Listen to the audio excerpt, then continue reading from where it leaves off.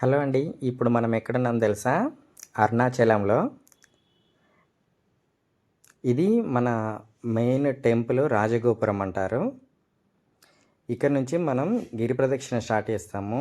Total 10 శివలింగాలు ఉంటాయి. ఇది ఫస్ట్ వచ్చింది ఇందిరలింగం అంటారు. దాని తర్వాత ఇప్పుడు అగ్నిలింగం దగ్గరికి వచ్చాము.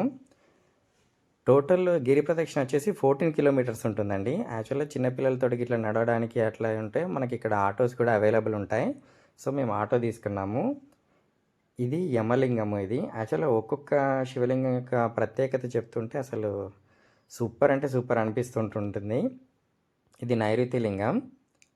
ప్రతి దగ్గర మనం గర్భగుడిలోకి వెళ్ళి వీడియో తీయడం అంత నచ్చదు, అందుకనే నేను బయట నుంచే ఓవర్ వ్యూ చూపిస్తున్నాను మీకు.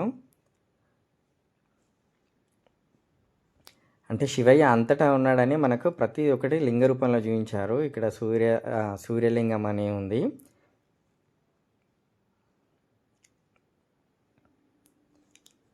ఇది వచ్చేసి వరుణలింగం. కానీ ఇక్కడ బోర్డ్స్ అయితే మ్యాక్సిమం మనకు తమిళ్లోనే కనిపిస్తాయి. కొన్ని ప్లేసెస్లో ఇంగ్లీష్ ఉంటుంది. ఇది వచ్చేసి main Arunachala temple first starting ఇలాగే ఉండేది, అంటే ఇక్కడే ఉండేది. సో దీని తర్వాత అక్కడ డెవలప్ చేసిన తర్వాత స్వామివారిని అక్కడ కూడా ప్రతిష్ఠించారు అని అన్నారు. లోపల బయటకు వచ్చేసిన తర్వాత ఇట్లా కాస్త వీడియో తీసాను, బట్ వీడియో నాట్ పర్మిటెడ్ అనే వరకు స్టాప్ చేశాను. దాని తర్వాత ఇప్పుడు మనం వాయులింగం దగ్గరికి వచ్చాము.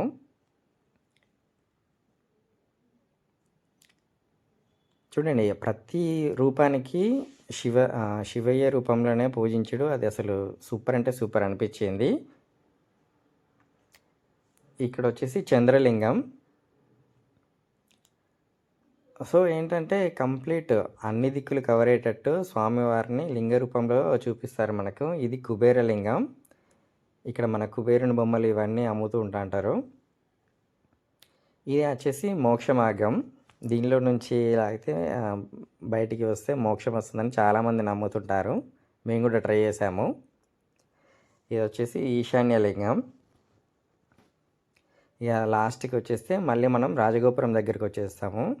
యాక్చువల్గా శివయ్య పర్మిషన్ నుండి తను మనల్ని చూడాలనుకుంటే మాత్రమే అరుణాచలానికి రప్పించుకుంటాడంట.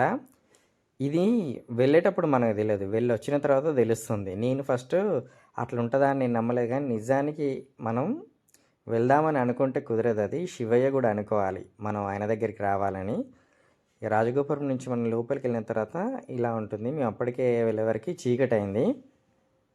సో లోపలికి వెళ్ళిన తర్వాత ఇక్కడ నందీశ్వరుని విగ్రహం చాలా పెద్దదే ఉంటుంది. ఈ రాజగోపురం లాగా ఎంట్రన్స్లు 4 సైడ్స్ ఉంటాయి అన్నట్టు. అసలు చూడడానికి 2 కళ్ళు సరిపోవు. మేము వెళ్ళింది దీపావళి రోజు. సో పక్కన క్రాకర్స్ కూడా కాలుస్తున్నారు. ఇక్కడ నుంచి మనం ఇక లోపలికి వెళ్తుంటే ఇక చూడండి, లోపలికి వెళ్ళిన తర్వాత ఇంకొకటి కూడా నందీశ్వరుని విగ్రహం ఉంటుంది. అక్కడి నుంచి గర్భగుడికి దగ్గరలో ఉంటామన్నట్టు. ఇదే ఇందాక నేను చెప్పిన నందీశ్వరుని విగ్రహం.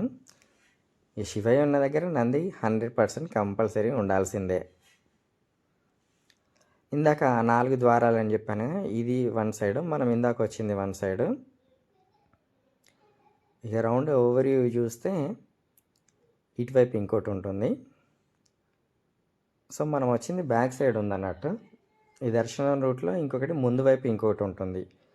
ఇది యాక్చువల్లీ మనం గర్భగుడిలోకి వెళ్ళడానికి ఇంకొక ద్వారం అన్నట్టు. ఇది అక్కడ స్వామివారి ఇట్లా ఉత్సవమూర్తులను కూడా మేము వెళ్ళే టైంకు తీసుకొచ్చారు. అసలు సూపర్ అంటే సూపర్ అనిపించింది. అక్కడ మొత్తం శివనామ స్మరణలతోటి టెంపుల్ మొత్తం మారుమోగిపోతుంది. ఇది మన మెయిన్ టెంపుల్ శివయ్యది.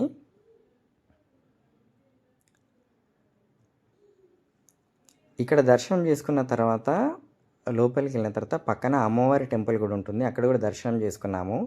యాక్చువల్లీ నిజానికి గిరి ప్రదక్షిణ చేసి వాళ్ళు లోపలికి వచ్చిన వారు స్వామివారిని దర్శించుకుంటే అంత దూరం నడిచింది కూడా మర్చిపోతారని అంటారు. అసలు అంత ప్లెజెంట్గా ఉంది. దర్శనం అయ్యాక రిటర్న్ అయ్యాము. Thanks for watching my channel. Please like and subscribe చేయండి. ఇది 1000 స్తంభాల మండపం అంట. బాగుంది కదా. Thank you.